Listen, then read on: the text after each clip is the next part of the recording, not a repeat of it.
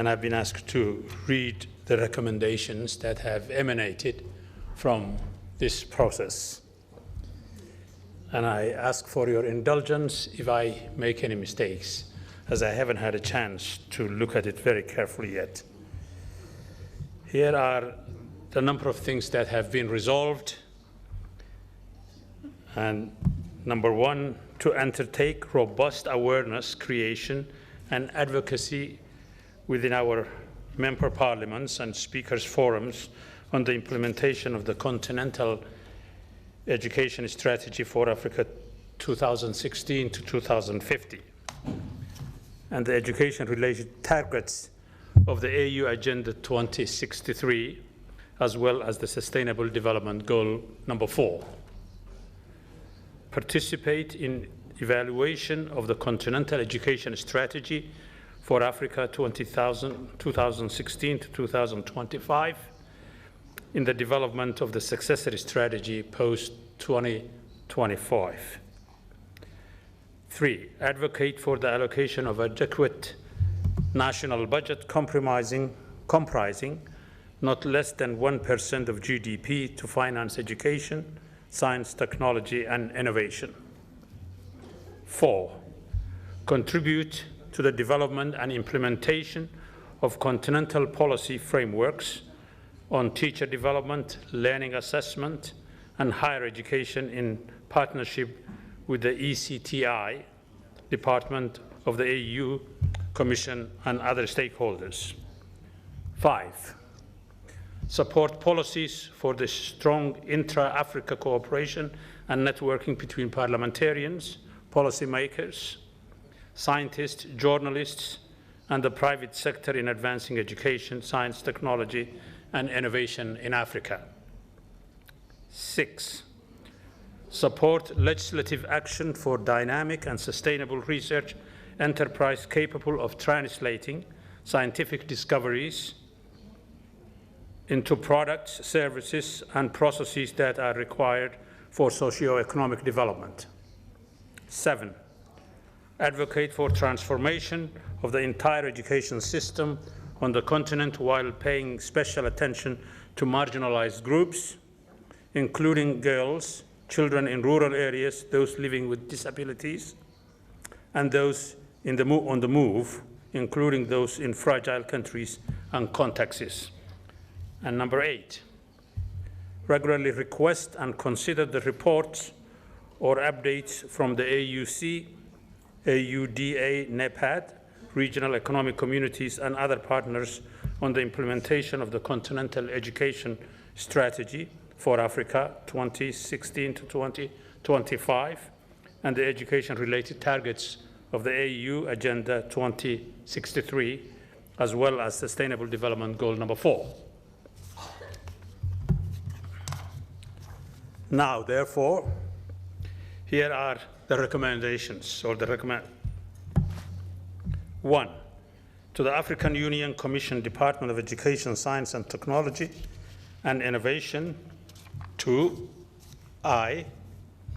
partner with the Pan-African Parliament, especially the Committee on Education, Tourism, Culture and Human Resources, the member states and other stakeholders to create awareness and advocate for sustained implementation of the Continental Education Strategy 2016 to 2025 and the education-related targets for Africa 2016 to 2025, and the related targets for the AU Agenda 2063, as well as Sustainable Development Goal number 4.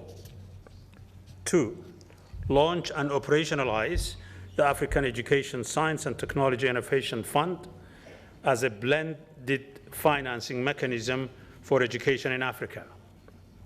3, in collaboration with the member states, develop continental policy frameworks on teacher development, learning assessment, and higher education. 4, organize forums for peer-to-peer learning on teacher development, including the implementation of Continental Teacher Award. And 5, develop toolkit for improved STEM education and teaching standards and collaborate with the member states to ensure their implementation at all levels. To the African Union member states, to do the following. 1. Own the vision of and take measures to implement the continental education strategy of the said years and the education-related targets of the AU Agenda 2063, as well as Sustainable Development Number 4. 2. Place equity at the heart of education policy to ensure that all children and youth on the continent have access to quality education. 3. Allocate adequate budgets comprising not less than 1% of the GDP towards teacher recruitment, training, development of schools, infrastructure, acquisition of learning resources, and 4, enact policy and legislative framework to facilitate competency-based education and training.